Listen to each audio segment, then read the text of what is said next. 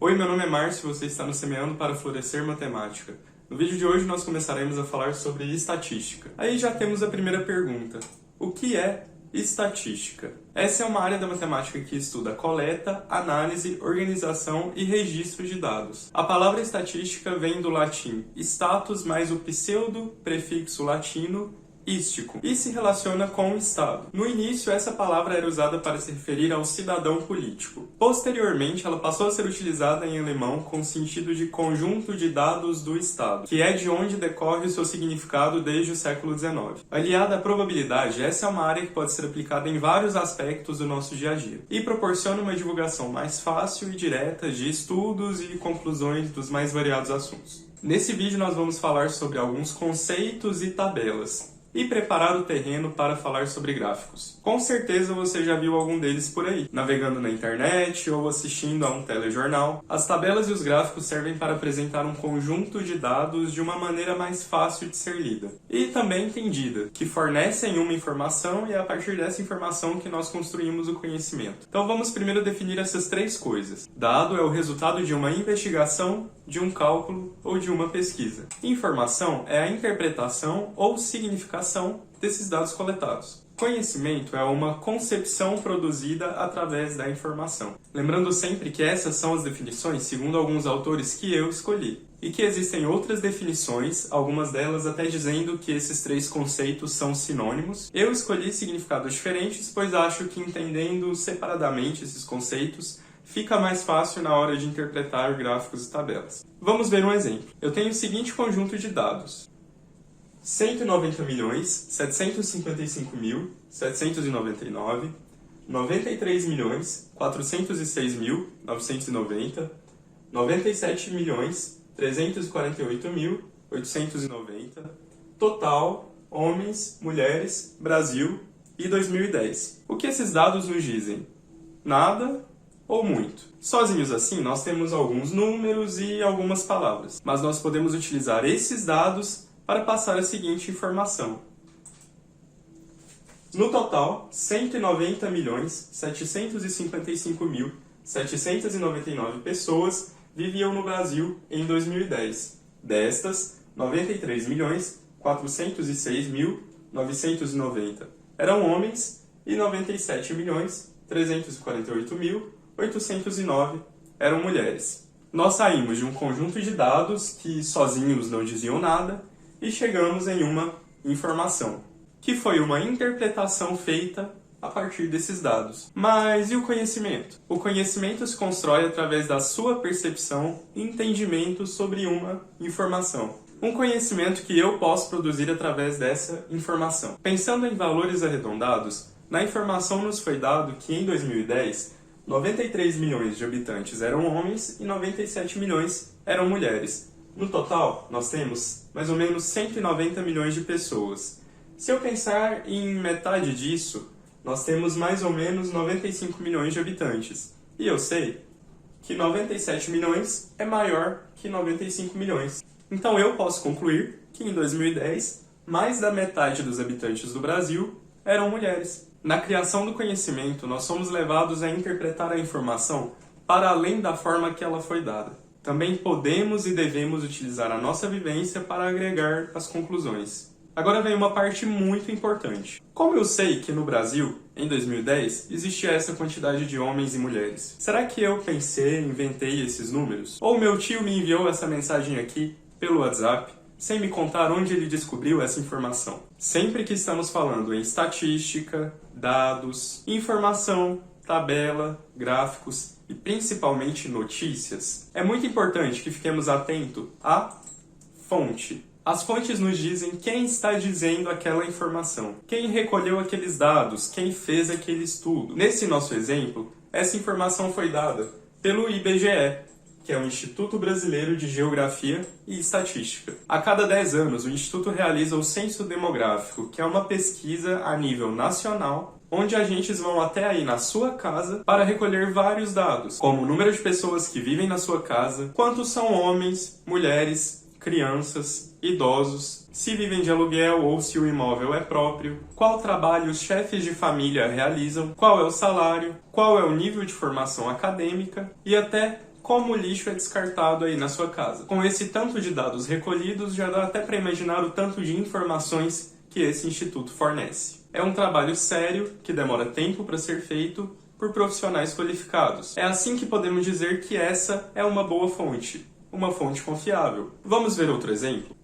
Em 2010, em Minas Gerais, viviam mais ou menos uns 15% da população do Brasil, ou seja, cerca de 29 milhões de pessoas. Desse total, 15 milhões são mulheres e 14 milhões são homens. Em 2010, em Minas Gerais, viviam 10,27% da população do Brasil, ou seja, 19.597.330 pessoas.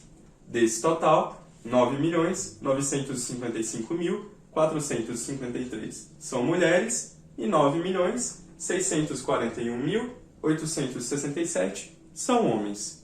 Sabe o que está faltando aqui nessas informações?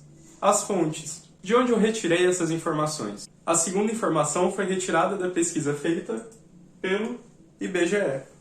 A primeira eu fiz da minha cabeça. Eu pensei nesses valores. E mesmo que eu tivesse pensado em valores muito próximos do real, ainda assim não seria uma fonte confiável. Eu não fiz uma extensa pesquisa para recolher e um estudo para analisar esses dados. Então, sempre que você se deparar com resultados apresentados em gráficos e tabelas, se atente à fonte. Bom, vamos começar a falar agora sobre tabelas. Elas são uma forma de apresentar informações utilizando linhas e colunas, que facilitam na hora de interpretar e construir o conhecimento. Já que estamos falando da população do Brasil, vamos ver como fica essa relação por regiões, segundo o IBGE. No Brasil, em 2010, na região norte, viviam 8.004.915 homens e 7.859.539 mulheres.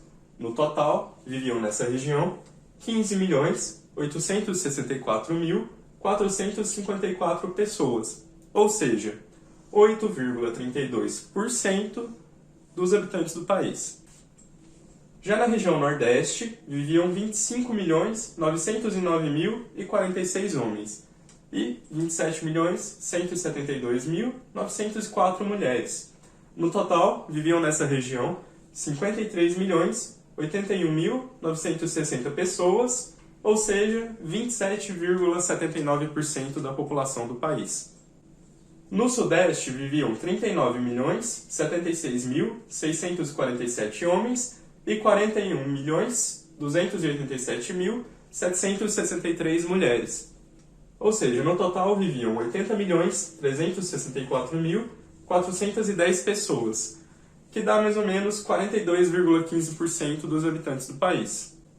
No Sul, viviam 13.436.411 homens e 13.950.480 mulheres. No total, viviam nessa região 27.386.891 pessoas, ou seja, 14,37% dos habitantes do país.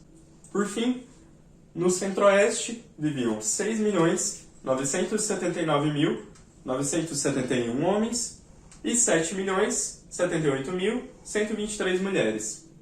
No total, viviam nessa região 14.058.094 pessoas, ou seja, 7,37% dos habitantes do país. Você percebeu que nós falamos muitas vezes os mesmos trechos? Parece que é uma informação meio poluída. É difícil localizar bem os números no meio de tantas palavras. Bom, nós podemos apresentar essas informações aqui em forma de tabela. Geralmente, nós estruturamos as tabelas separando os tipos de dados por colunas e lendo as informações pelas linhas. Então, para começar, vamos observar os tipos de dados que nós temos aqui. Nós temos as regiões do Brasil, Norte, Nordeste, Sudeste, Sul e Centro-Oeste. Nós temos a quantidade total de homens por região, de mulheres, a quantidade total de habitantes e o valor em percentual. Essas serão as nossas colunas. Então vamos construir a nossa tabela. Para isso, vamos ler novamente as informações. No Brasil, em 2010, na região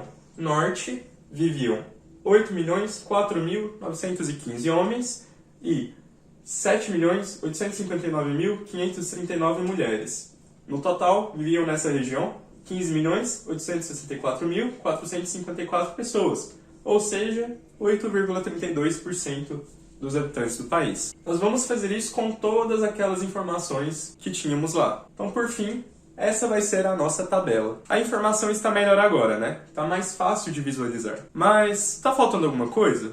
Sobre o que é essa tabela? Sempre que apresentarmos informações em forma de tabela, precisamos de um título que nos diz qual é a ideia central que nós queremos passar com todas essas informações. Estamos falando sobre a população de homens e mulheres no Brasil em 2010 por regiões. Para mim, esse é um bom título. Ele resume bem a ideia que queremos passar. Também é muito importante não esquecermos de dizer de onde essas informações foram retiradas. Nesse caso, do IBGE. Se fizemos a consulta na internet, que foi o meu caso, é interessante colocar o link de acesso para facilitar a consulta por quem estiver lendo essas informações e para o caso de você ou qualquer pessoa precisar checar esses fatos. Então é assim que todas aquelas informações ficam ao serem apresentadas em forma de tabela. Quais são os conhecimentos que nós podemos retirar dela? Por exemplo, que existem mais pessoas vivendo na região nordeste do país que nas regiões norte e centro-oeste juntas. Nós podemos representar essas informações em forma de gráfico? Quais tipos de gráficos existem? Qual é o melhor? Eu espero você no próximo vídeo para respondermos a essas questões. Por hoje é só, espero que você tenha gostado. Aqui na descrição do vídeo no YouTube e no link da bio do Instagram tem uma listinha de exercícios com um link direto para a página do IBGE, para você ficar craque aí em dados e informações. Qualquer dúvida, deixe aí nos comentários. Até mais!